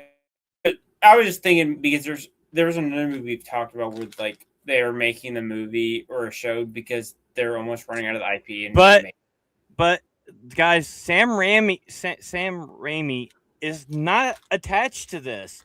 He hasn't been attached to this series for a long time. Is that a good or bad thing? That's a bad thing. That's okay. I'm just saying the last reference I have, the last Sam Raimi was Multiverse of Madness, so that's why I was asking. I can't like fully say that's his fault. I think that's more Marvel like making a bunch of TV shows. Yeah. He admitted what Marvel does. He admitted he didn't watch WandaVision, which, whatever. Go ahead, Andrew. I was just going to say the way that Marvel operates is they do essentially script assignments. So it's not like the writers for the MCU films have full creative control for the most part. A lot of times, like, hey, this is the story we need you to tell. This is more or less like at least the skeletal framework of the project. We need you to direct, or we need you to fill in the gaps, right? So to your point, Phantom, it might not be as much on Sam Raimi as it is just Feige and Marvel Studios, but it's impossible to know for sure. Well, I mean, we know they fucked around with Spider-Man 3. They forced to have Venom into it, and he never wanted Venom in the movie. So Oh yeah, That's true. That was more of a Sony That's thing. true. yeah. That was Sony. and Sony Sony's done putting- that every single time with the Yeah. Spider-Man Mhm. movies. So, Yeah. putting Sony too likes many to get in their own putting way. too much heroes in one movie Mhm. Yeah. or villains. Villains. all right. being a better So word. what we got next? Clown of the Ebola. week. Yeah. Clown of the week. Whew. Seth fucking. Oh God. All right. Rogan. The next Gorilla Grodd. Rogan. Yeah. No, that's insulting to Put that Gorilla. evil on us. You gotta He's already remember. got one- You gotta remember. He revamped the Turtles, man. He gave us a Black April O'Neil. Black Ghetto and trash fat. April. Yeah, ghetto trash April O'Neil. He did Sausage Party. He was the Green Hornet, which you should have never made that movie in the first I fucking place. forgot Love fucking Sausage Green Party Hornet. existed. And he's good friends with James Gunn too. The problem with Seth Rogen is he plays Seth Rogen in every freaking movie. Mhm. The only good thing he was in was playing Donkey Kong because you didn't see his face. No, I actually, didn't even like And he him in still that. just sounded like Seth Rogen. Yeah, That's I was gonna true, say, but I at least you didn't didn't really- have to. At least you didn't have to see his face. I didn't really Dude, like the- him as Donkey Kong. I really Yeah. despised him. But the Did- thing, I guess the good Yeah. thing is Donkey Kong was barely in it. To be fair. What's up, fam? the only movie I actually liked him in was Pineapple Express, and that's the only one I like him in. That is super Um, bad. the only I one. love him. I like him So, as super bad. the problem, like I said, Seth Rogen plays Fuck the same you, character. Campia. You cannot, like, other than character design, you cannot show me the personality differences between most of his characters because, like, they just act the same. Like, freaking Alan There's the no Alien in difference. Invincible acts like Seth Rogen. Freaking Donkey Kong acts like Seth Rogen. It's like, these are not Seth Rogen. Stop making them just him. At least when Jack Black was cast as Bowser, he acted like He tried Bowser, his not best. freaking Yeah. You could tell the difference between Bowser All right. and Kung Fu Yeah. Panda. yeah, but Ebola, bring it up and let AP read He's this got it shit. pulled I because have it. when- So, Hold up. AP. Seth AP. Rogen on the Funny You Ask podcast this week on Sylvester Stallone's filmography. Demolition Man, Tango, and Cash is enjoyable, but it's not a good movie. I don't give a shit about any Rocky movies. Stallone has no Terminator 2, no True Lies. Rogen's most recent starring role, Napoleon the Pig. Oh yeah, I forgot about that too. Oh, right. I forgot about his role in the new Animal Farm movie. Reimagined as an explicit Trump fart joke character and Uh-huh. domestic gross of $5 million on a $35 million budget. Yeah. Okay, Can I from say what something? I'm getting is like he's more of an Arnold Schwarzenegger fan than Sylvester Stallone Stallone fan, which is fine, but we're not gonna disrespect Rocky now. Okay, Like, come on okay. now. AP, Can I say All something? hold on, Can I hold say on, hold on, something? hold on, Can I say Rambo? something? Go ahead. Can I say something? Hey, Seth, what is the one thing that Sylvester Stallone has that you will never have? Schwarzenegger will never fucking have. He won the fucking Oscar for fucking Rocky, you dumb son of a bitch. He That's won when the Oscars Oscar. actually cared. Well, Yeah, actually he good. fucking won the Oscar for Rocky. So go fuck yourself. Go Well, fuck yourself with the fucking Campia. pickles I mean, from your what fucking movie Campia you said- did. Phantom. He has two things that freaking Sylvester Stallone has two things that freaking Rogan will never have, and that's freaking talent. Talent, and yeah. And writing. Okay, Yeah. AP, And would writing. you mind reading the second to last sentence in the article? the Stallone turns 81. Yeah. Yes, read that. Read Stallone that one. turns 80 next month. He's in season 4 of Tulsa King. He's a Trump-appointed Hollywood ambassador. He created Rocky, which won Best Picture. There you go. Yeah. Trump appointed ambassador is the reason he's That's hating that. it. Yeah. And Tulsa, okay, and Tulsa King's pretty fucking good, by the way. Tulsa King. is. I've heard Tulsa King good. is pretty good. Yeah, show. it's pretty good. Wasn't he good in Expendables? Yes. Yeah, he's I just mean, playing for- himself. Well, okay. He's playing The himself. first two Expendables Expendable is movies like- were great. It's literally just like a 80s action hero nostalgia comedy. trip Yeah. for 80s 80s nostalgia. It's action movies. hero uniting. It's nothing Yeah. spectacular, but Yeah. what it's supposed to be and what it's supposed to do, it does very well. Yeah. It does what it needs to do. Now, just going back to like who was better, Stallone or Schwarzenegger, that's subjective. That's subjective. That's subjective. up for argument. That's but- subjective. Like if Mhm. if Seth Rogen likes Sylvester Stallone, likes Arnold Schwarzenegger more than Sylvester Stallone when it comes to movies, that's fine. I ain't got a problem with that. But the fact that he said that, And like whoever you like. yeah, but the fact that you just Or downgraded insulting. like Sylvester Stallone, like he don't have no talent, then he won an Oscar back then when the Oscars were actually good, like when they When it actually meant something. something. When it On meant his first something. attempt. Yeah. He didn't even think the movie studios didn't even think Rocky was gonna be a fucking massive fucking movie, and it was. And he won best writer. Yep. Mhm. And that's a fan of the Rocky franchise, which I believe the first 4 were amazing. and- the other ones were, Another beloved freaking series by him, Yeah. the Rambo movies. yeah, the Rambo movies. Shout out, Yeah. Rambo, yeah. yeah. And hell, Cool. I Like, fucking Red loved it. Red. Hey, Shout out Irwin, though. Shout out to Irwin for the Rambos. I fucking love Demolition Man. I fucking love Tango and fucking Cash. Yeah, You know, And- I mean, yeah. like the only movie of his that I'm like, I'll tolerate to watch is Stop or My Mom Will Shoot, which Schwarzenegger was supposed to be in that role, and he fucking trolled him in them doing that fucking movie. Yeah. And don't get me wrong. I like Arnold Schwarzenegger movies. Like I love the Terminator series. I love the Predator. I love Conan. Yeah, Conan was good.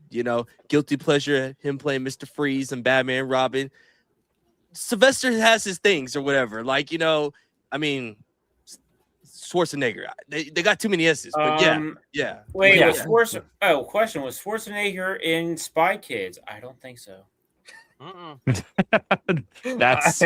That's the That's true fair. measure of success. That's the truth. Right. Yep. He was, and fucking Sylvester Stallone was in Guardians too. That's true. Yeah. Yep.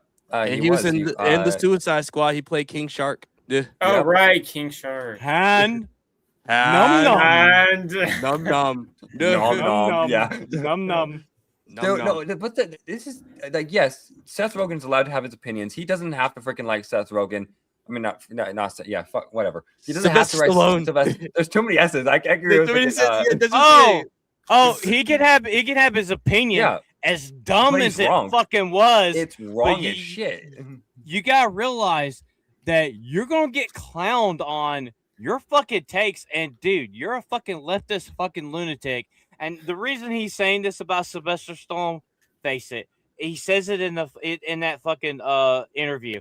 It's because Trump handpicked Sylvester Stallone to be his elite for Hollywood. yeah. To go to yeah, Hollywood and and try to make Hollywood Like, better. Keep in mind, the guys. thing Keep in is- mind, Seth Rogen is the guy who, when people were complaining about the cars being broken into in freaking LA, he's like, just deal with it. Mm-hmm. Oh yeah, I'm just like, deal yeah, with get it it. when You're you're a like rich in your man. You mansion. can- In your Yeah, you mansion. can afford the loss. Yeah. With your cameras and your Yeah. fences. Oh, and yeah, your with your security. gated- Must be your nice. gated community and everything. Yeah. Yes, Seth Rogen. Yeah, for sure. Yeah. We gotta just deal Like, with it. it's You're like definitely one of the people, Rogan. Everyone has an opinion, but also everyone has a right to criticize and make fun of your said opinion. I just will say this: in the movie, this is the end. You should have went to hell instead of going to heaven. Just saying. Oh. Just saying. Yeah. But, yeah, he's a Yeah, I clown. despise that movie. I despise And he's that gonna movie. keep on getting roles Yeah. because he's cool with everybody in Hollywood.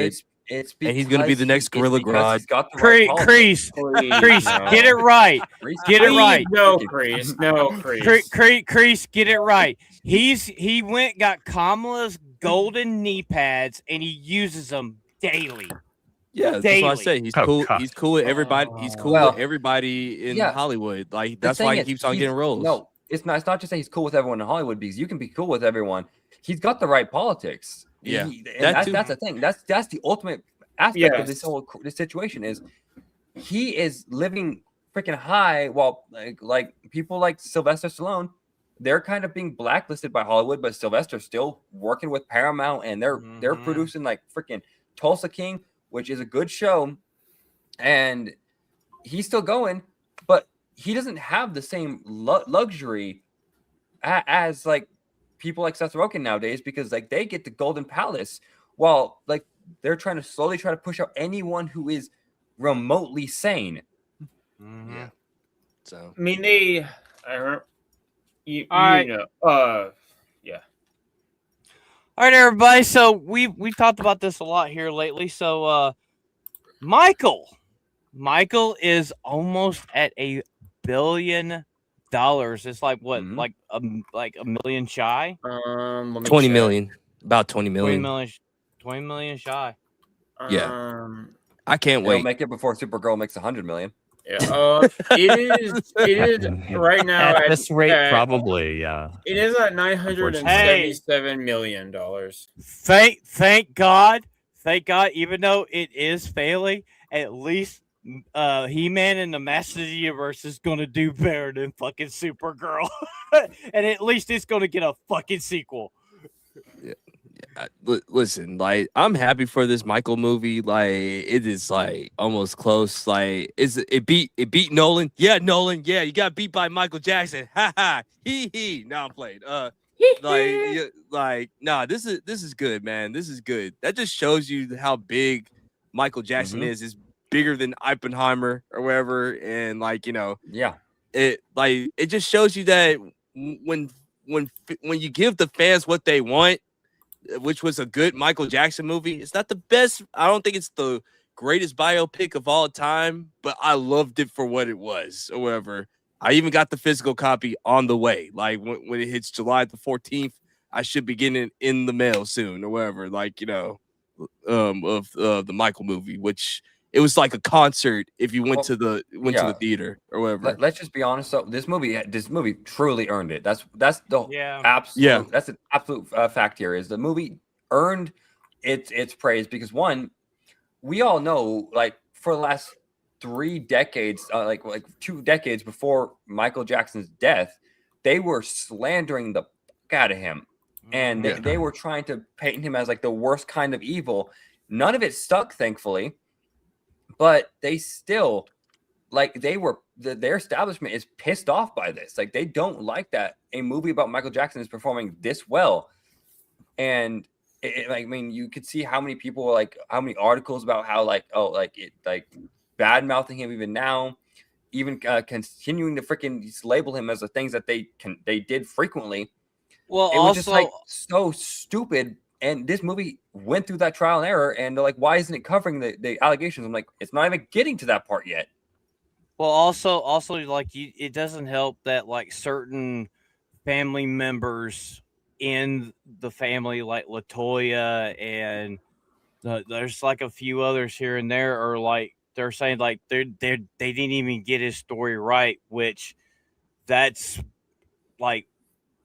We really don't know what happened behind the scenes because a lot of this could be theatrical, but we know that his dad was a son Most of of the a biopics bitch. are. Yeah, like his father was Most of an them have to evil. be. His father was an evil piece of shit, but there was still that part where he, Joe Jackson did love his kids. He loved his kids a little too much, but It's one of those things. It's go like ahead. like we all know that like a lot of the family members are like this is Jermaine's vanity project, right? He's the one that wanted this done, and it's like it's for him to stay relevant. Yeah, what it is. He got some allegations right now too, but we ain't gonna talk about that. But I was gonna say this: for the most part, they got most of it correct, but they had to cut out a lot of it too because like there were some people that just did not want to be in it, like AKA Diana Ross, like with the whole entire Wiz thing. Like if you know, with that type of thing. There's videos on it. I'll just say that there's videos on Michael Jackson and Diana Ross's relationship or whatever. You could go do your own research. This ain't the time and place to talk about that. Yeah. Janet didn't want to be part of the movies because I know her and Jermaine kind of got like a beef thing going on. So you got like they took her out of the movie. Chris, the thing with Janet is ever since she became Muslim, and she just hates the family. She just hates the family. Well, I mean, most of the family, like some of them are already Muslim, but I digress. What I'm trying to say is this: like, the thing is, like, even the kids are fighting over the whole entire state. It's sad, but it's great at the same time. It's great for the fans, but it's sad for the family because I know Michael is just like looking down and just saying like, I'm happy for my fans, but I'm sad for my family because they're fighting over money and everything, and money can just the love of money can divide. Yeah, it can divide, man. It can divide. I mean, So is there a Bible verse that said the love of money is the root to all evil? Yep, Correct. Yeah. Correct, sir. So that's what's happening right now. But overall, just from the fan experience, like it's about to hit $1 billion. It's gonna be the second movie to hit $1 billion because Mario hit $1 billion first or whatever. It's gonna be the second one to hit $1 billion. Would it be the first biopic to hit $1 billion? Yep. Okay. Yeah. No documentary has hit $1 billion yet. However, like Michael is basically about to be the first one to do it, and it'll be Lionsgate's first $1 billion film. However, so right now I checked when we started talking, it's at 977 million. Yeah, so it's gonna hit. Like once the physical copies come in, and then the digitals, people still buying the digital, and then like the rest of it going to theater. Like by the end of probably like July. In the beginning of August, it'll hit $1 billion. However, it should be done. Yeah. I think by the end of July it will. Yeah. All right, everybody. So we're at the hour and a half mark. So we got like one more story to talk about, and we'll start getting out of here. So physical media is dead. Apparently. Pretty much. That's a sad thing. Like. I think like the last thing I bought physical would have to be Halo 4. I got the Halo 4 game, and it's like I have Reach up there. Yeah, I have the collector's edition for Reach that has Noble Team. I love that. I'm just gonna say this: like, I'm not a gamer, but like, I am a movie person and TV show person or whatever. Like, all that's just I don't believe it, Chris. from I don't believe you. Man. Definitely don't believe you. Whether you're a gamer or a moviegoer, I think it affects both. It affects both. It affects both or whatever. But there is all one I'm gonna thing say though, is like buy yourself a PS5 before it goes all the way, bro. Like they already made those things more expensive than they're worth.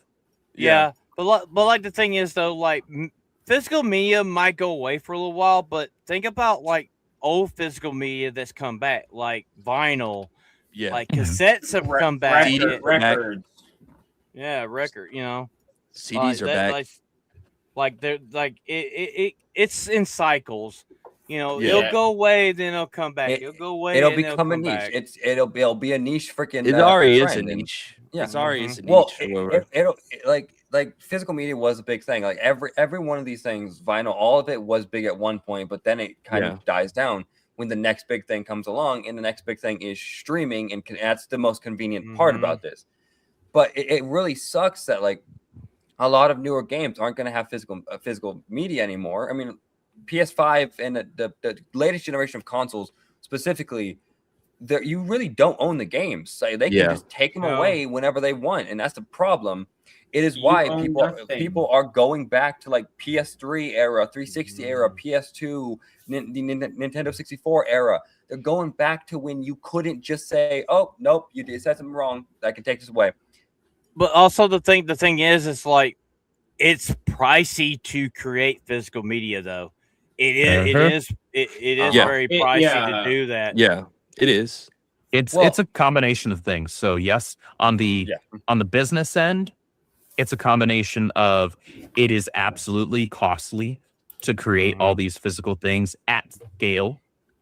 However, if we want to look at it from a more conspiratorial point of view, if they don't offer physical versions of the media, then yes. If it's strictly digital, then if you want to play that game, you have to agree to the terms of service of that game. And if that terms of service says we can revoke this from your account, then you just kind of got to suck it up and deal with it, or just choose to not play the game, right? So it's probably a combination of that. It's probably a little bit of column A, column B.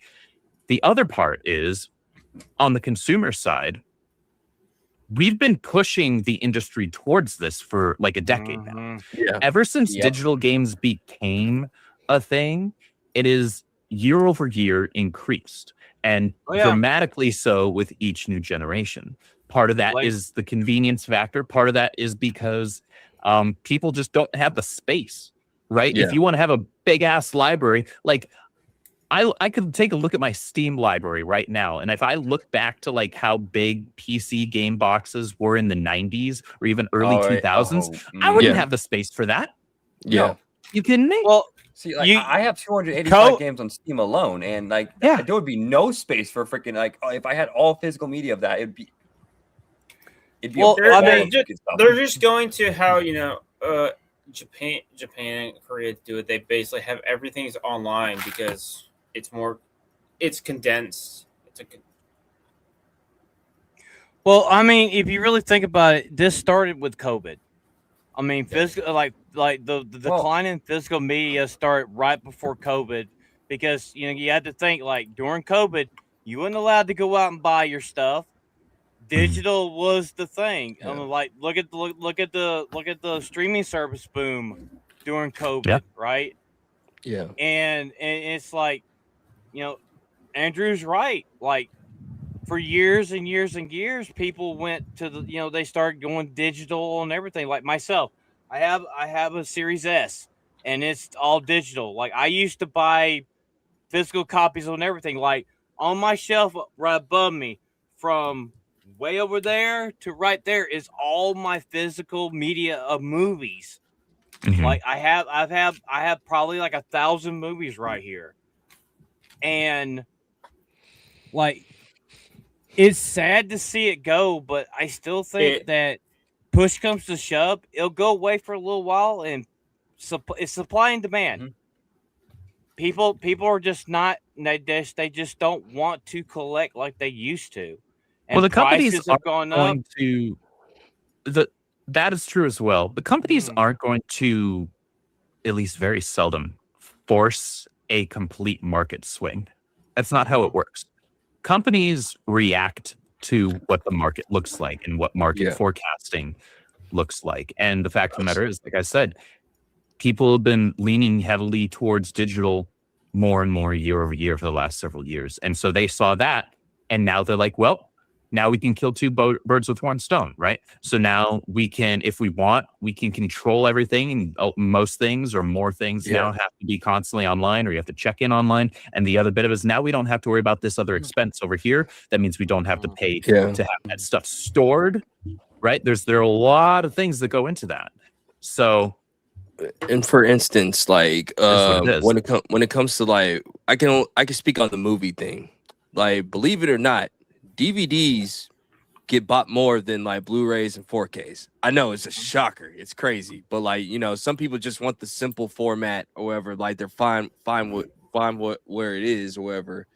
But trying to make use of that old PS2. Yeah, the old PS2.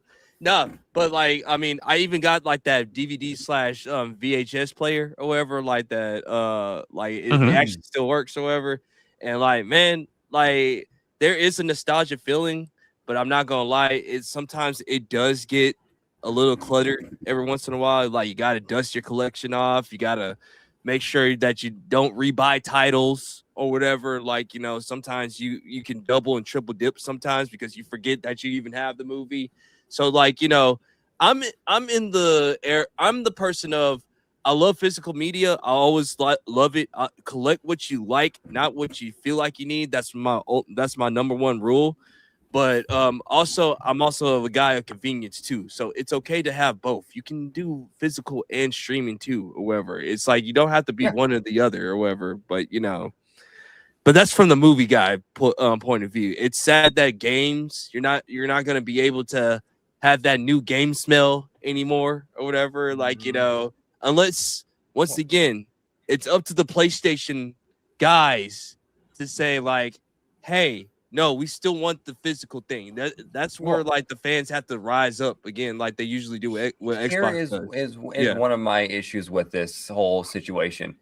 It's like when you have physical like books, like movies, games, whatever it is, music, that is tangible physical item that is harder to erase than a digital thing. Like let's say worst comes to worst, there is a mass freaking EMP. Everything digital is gone. Everything digital. And if you go for like 20, 30, 40, 50 years just having digital only content, well, that's like half a century of culture erased permanently. There's no bringing it back. There's no saving it. It's just gone. And yeah, you can like destroy physical media, but it's harder to because it's scattered across the planet. It's physical, and you'd have to track down every single piece of it to destroy it all. And that is far more difficult than just wiping a server. Yeah. AP, you said something earlier about like owning stuff. Like, go ahead. What was that quote that you said earlier? So, like, you know, if buying isn't owning, then stealing isn't piracy. And piracy isn't stealing. Yeah, piracy and stealing. But the point is, I know y'all like how that sounds, but the authorities don't agree. Yeah, no, the at the end of the day, like that, that won't hold up in court. That won't hold up. We may all actually feel that and be like, yeah, that seems fair, right? In a correct world, that seems fair. In your court, it's not going to work. Yeah, in the court of law, it's a rational thought process. It's a rational thought process. But nobody's gonna say go out and pirate shit. Like of course not. We do not believe in the why tie the white ho Luffy. But we don't believe that. The point about that phrase. The point about the phrase is not to tell people to go out and pirate. The point of the phrase is absolutely to just say, hey, this is a massive double standard. This is a huge double standard. That it is. It's basically saying if everything you own technically isn't yours, is then what's the difference with doing this? Sure. No, I understand the rationale behind it. Yeah. I want to make sure people realize there's a difference between us feeling something emotionally and then the law and on paper it seems fair. Like, yeah, of course. Yeah. Like, all right, yeah, it makes sense, right? In my head. But I mean, the authorities don't. They don't. The authorities don't exactly have the same sentiment. Yeah, I mean when it comes to anime, the Crunchyroll Crusades, is a real thing. Crunchyroll Mafia, the Crunchyroll Crusades, man, they're just taking out everything. They're taking out everything. All right, everybody. If there ain't nothing else, we'll go. Do we have the director of making a Portal, Valve? We can do that next week. Okay. It's not confirmed yet anyway, so yeah, it's just there. All right, everybody, thank you for tuning in. So we're gonna do some outro. So I do have some announcements.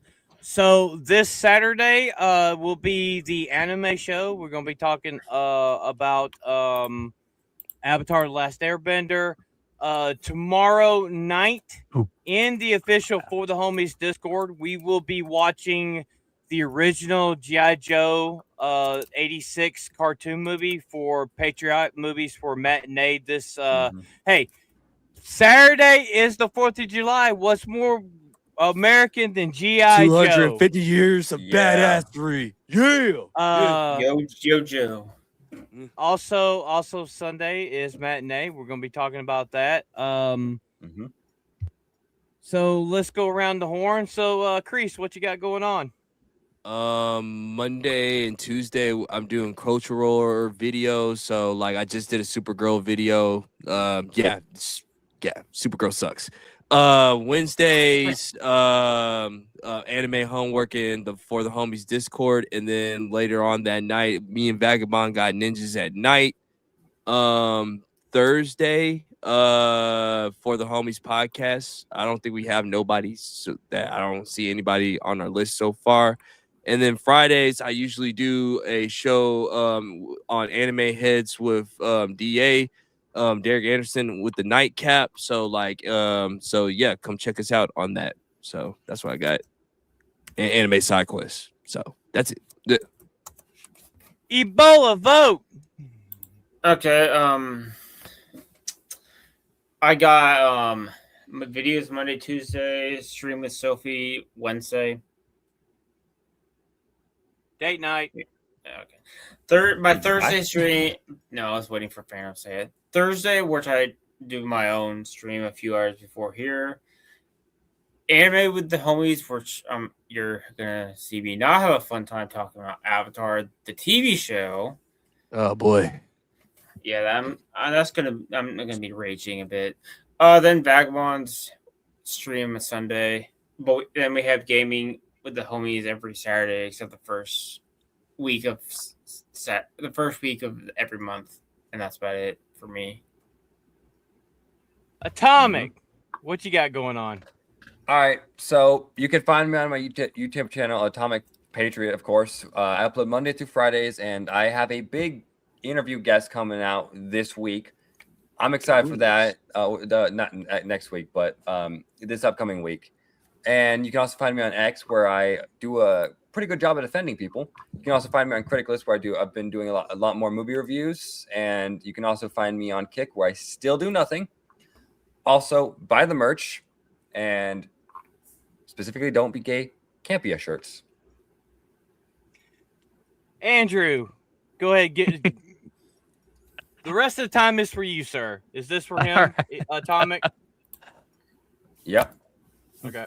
Yes. I am a comic book writer, so I've got I got a handful of things to plug, but that is my first full published comic book, which is now available through rippaverse.com. And as crazy as it sounds, due to our new distribution deal with Hachette Book Group, you can also now pre-order issues 1, 2, and 3 on Target, Walmart, Barnes & Noble, and Amazon as well, which is pretty wild to think about, and a huge opportunity for not just newer writers like myself, but also some of the other creators in the space that we have attached to our Rip Ascend stuff.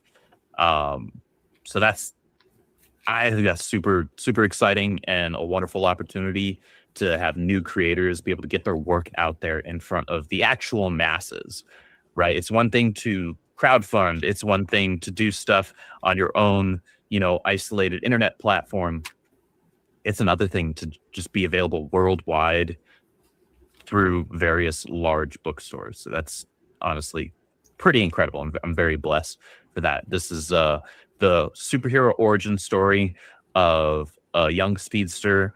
Accepts are effectively, you can think of them like metahumans in the DC universe. It's just a shorthand for exceptional, which is shorthand for somebody that is a superpowered being, right? Zephyr Ireland is my main character. He has a strong desire, deep desire to help other people, to use his powers to do good. But there's a problem with that. His superpowers also can kill him. And so that kind of puts a bit of a friction point there with regards to using your powers to help other people. If using your powers means it can freaking kill you. So this story is about him essentially being so desperate to be able to use his powers to help others that he takes a really bad deal that's presented as something that would allow him to do it safely. And he takes that bad deal from bad people. And so his hero's journey begins with a false start. And that's why I titled it as such. Also because I'm a former track runner and cross-country runner myself. And so I like to use a lot of running and track terminology in all of my arc stream stories. So each arc, I'm going to have something that is related to running. But I'm very proud of it. I'm very grateful for the art team that's pulled together to make this happen. Grateful to Eric for, giving it the green light. It's an exciting story. I wanted to create it because I wanted to bring a Heart of Gold superhero into the Rippaverse. It was something the Rippaverse needed, I felt. We got a lot of anti-hero type characters. We got some darker characters. We got some very morally gray or morally complex characters. I wanted a character that people did not have any questions about where he landed morally. Your like your Supermans, your Spider-Mans. This character has a heart of gold. Doesn't mean he's not going to make bad choices. He's a teenage boy. He's absolutely going to make bad choices because teenage boys are idiots. I know I was one. But I think people are going to have a lot of fun with it. So facts. Please check that out. Definitely. A couple other things I'd love to. Ordered, so. And I appreciate you. A couple other things I'd love to plug. So I run a Harry Potter lore YouTube channel with my lady, who is actually in the chat right now. Room of Requirement class in the chat. We do some deep dive and theory videos regarding Harry Potter lore. So if you guys are fans of Harry Potter, fans of the Wizarding World, check those out. We're very proud of the work that we do over there. I just finished watching all the movies for the first time. For the first time? You're pointing the wrong way. Yep. Phantom. Oh, wow. For the very first time? Oh, man. I forced him to watch them all. This guy right here, Ebola, is our Harry Potter guy. Yeah. Okay. So I guess now I have a question. Mm-hmm. What do you think of the TV show? We're gonna be here forever, man. Like, no. I'll give you the very short version. Outside of one, we'll say black mark on it. Yeah. It looks really promising. Yeah. Outside of that one thing, unfortunately, that one thing is going to drag it down for a lot of people. That one thing has hope, very fundamental issues. Yes, it does. My hope is that they really knock literally everything else out of the park to where I can be intellectually honest and objective and say, all right, I hate this casting choice. This was a horrible casting choice for a number of reasons, not just because it's not what the character looks like, but all the implications that go along with it. But let's say, all right, the actor at least gave a good performance. Okay, cool. So I can at least say terrible casting choice, hate what they did, hate the race swap. Actor gave a good performance. Fine. And then they nailed everything else. So I got to intellectually multitask with it. If I'm going to be objective and if I'm going to consider myself an intellectually honest individual. Yeah. But I absolutely hate the casting choice. I think it was a terrible decision. I just hope that they do knock everything else out of the park to where I can say, guys, they did a fantastic job with everything but this. So yes, this thing should be criticized, but that doesn't mean that everything else was bad as well. Because two things can be true at once. Yeah, that's true. A thing can make one or two very bad decisions while still doing a good job with everything else. And those bad decisions should be pointed out and criticized. But that doesn't mean that all of a sudden we should envelope and say, well, now everything else was bad too. Well, if it is, then yes. But if it's not, just say that this was bad and this wasn't. Right? Yeah. That shouldn't be that difficult. Yeah. But yes, please check out the Room of Requirement. Thankfully, his casting doesn't really have an effect till season 5 or book 5. In terms of like the deeper implications, I mean, there's layers to it. Obviously, when you I get guess into season the 1 stuff in the has past with the some. Marauders. Season 1 has some of it, but the major implications and how much it actually affects. Ebola, we're trying to get out of here. Yeah, that's what I'm about to say. Like, we can talk about this after the. Yeah, Ebola's going nerd mode. So yeah, that's what I'm saying. Like, sorry, I just had to ask that one question.